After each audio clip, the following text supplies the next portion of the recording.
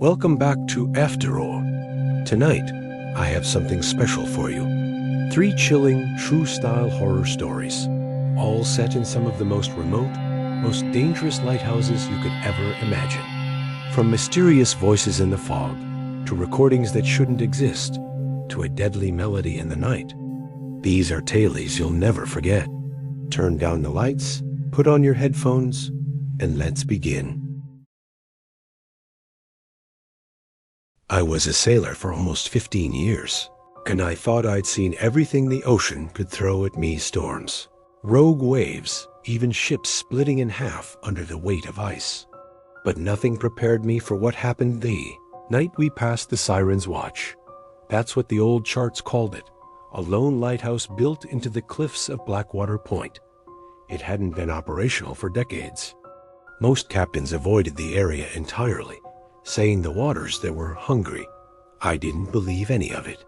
But the weather had turned, and the waves were driving us straight toward that stretch of coastline. It was close to midnight when we first heard it. A melody, soft, haunting, and impossibly beautiful, rising and falling with the crash of the waves. It wasn't coming from the wind or the ship's radio. It was out there, in the darkness.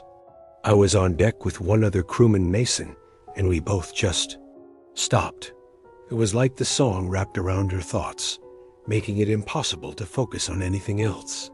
Mason said it sounded like a woman singing in some language he didn't recognize. I thought it sounded more like the ocean itself was humming. When we rounded the point, I saw the lighthouse high on the cliff, its black silhouette etched against the moonlight. And though it had been dead for years, the lantern room was glowing faintly. The music was louder now. Mason leaned over the railing, staring down at the black water with this glassy look in his eyes. He mumbled something about needing to see her before climbing over.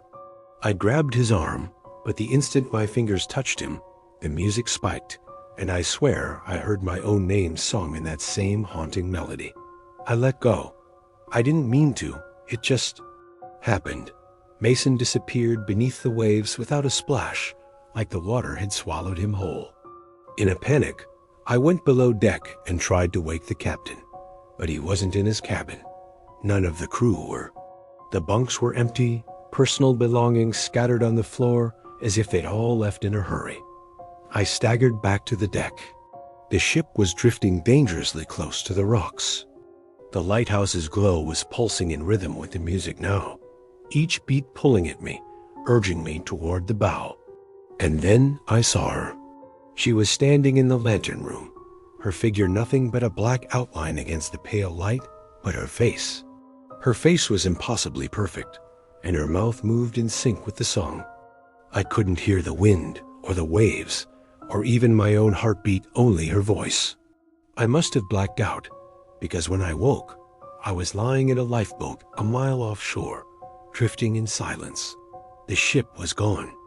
The lighthouse was dark. There was no sign of Mason, the captain, or anyone else. But some nights, when the wind is just right, I can still hear that melody on the breeze. And every time I do, I feel the pull again. One day, I know I'll follow it. I've been a historical researcher for over a decade, and most of my work is just dusty archives, faded photographs, and dead men's journals. So when the Historical Society offered me a solo trip to Beacon Island to document the old lighthouse, I thought it would be the same tedious but peaceful. Beacon Island is only a mile offshore, but it feels like another world. The ferry captain refused to dock until I swore I'd be gone before sunset. Not a place for night, he said. I laughed it off, thinking it was just another fisherman's superstition. The lighthouse had been abandoned since 1974, when the last keeper supposedly fell from the tower during a storm. His death was ruled an accident, but local rumors say otherwise. Strange lights, voices, and something about the keeper never leaving. Inside, the place was a time-capsule, rusty tools, a moldy cot, even the old radio still sitting on the desk. The floorboards groaned under my boots as I climbed up into the lantern room to take photos.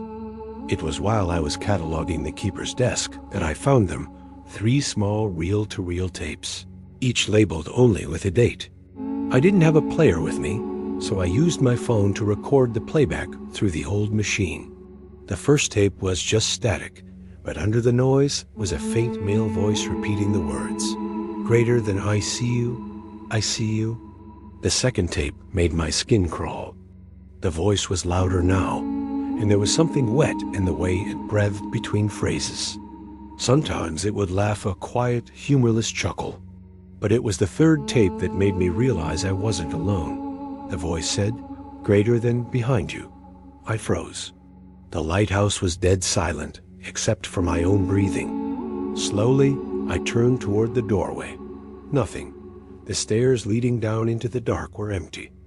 I tried to shake it off, telling myself it was just a creepy coincidence from a paranoid old man in the 70s. But as I played the recording again, my heart sank. The voice had changed. It was softer, closer, and I could hear my own footsteps in the background. I stopped recording and listened carefully. That's when I realized the sound wasn't coming from the machine anymore. It was coming from the lantern room above me. Step by step, I climbed the narrow staircase. My flashlight beam cut across the glass, catching tiny motes of dust drifting in the air. The room was empty, completely empty, but my phone was still recording. When I checked it later, the last audio clip didn't sound like the old tapes at all. It was clear, crisp, and unmistakable, my own voice whispering into the mic, "Greater than I see you." I left Beacon Island without finishing the survey. The society was furious, but I didn't care. I never took the ferry there again. And sometimes, late at night, my phone plays recordings I never made. I took the job at Wardhaven Lighthouse out of desperation. It was early winter, and my hours had been cut at the shipyard. My landlord was threatening eviction, and the only opening I could find was this: 3 months as the winter lighthouse keeper on an island off the coast of Maine. The pay was decent, and they said the place hadn't had a full-time keeper in years, just seasonal hires who worked through the storms. When I arrived by supply boat, the island was exactly as I'd pictured: bleak, windswept, and surrounded by jagged rocks that tore the sea into white foam. The lighthouse stood on the highest point, tall and rusting, its paint peeling in long strips like dead skin. The man who dropped me off didn't stick around. He just pointed at the key in my hand and said, "Don't go out after the light's on." That first night, I sat in the control room, watching the beam sweep slowly across the dark ocean. There was no internet, no cell service, just a crackling radio used for emergencies. Around midnight, I started hearing faint tapping sounds from it, at first random, but then rhythmic. I realized it was Morse code. My grandfather had taught me some basics when I was a kid. The message was short, and it repeated every 30 seconds. Greater than don't let it in. The next day, I searched through the lighthouse's logbooks. In one, dated 1997, the keeper had scribbled frantic entries in all caps. "They walk when the fog is thick, and they'll walk first." The entries stopped abruptly in mid-February. 2 weeks in, the storms began. The wind screamed against the tower, and the fog swallowed the island, so thick I couldn't see the steps outside the door. That's when the knocking started. Slow, deliberate 3 knocks at the heavy oak door. I tried to convince myself it was just the wind rattling something loose, but the sound was too precise. The next night, it happened again. The same 3 knocks, and then a voice. A man's voice, low and calm. "Greater than let me in." I'm cold. I froze. No one had visited the island since the supply boat 2 weeks ago. My instinct screamed to check the peephole, but when I looked, all I saw was swirling gray mist. By the 4th stormy night, the beam began to flicker.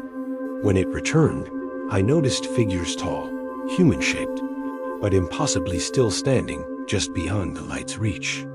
The moment the being swept past, they would be gone, but then appear again, slightly closer.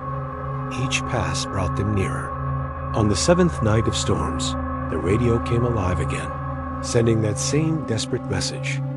Don't let it in. That was when I realized the message wasn't meant for me. It was from me, or from whoever had this job before me.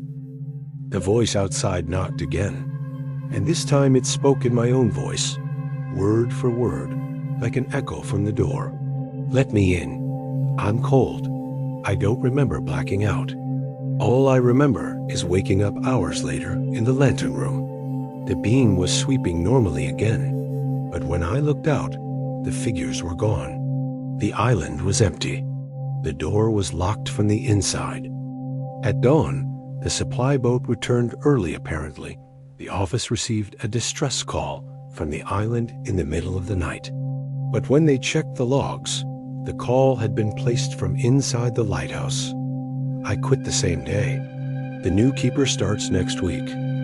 I never told him what I saw, and I pray the beam keeps sweeping, not to guide ships, but to warn the living. If you made it this far, you're braver than most. Which of these lighthouse stories sent the biggest chill down your spine? Let me know in the comments. And remember, some lights guide you home, but others guide something to you. Until next time, keep watching the waves.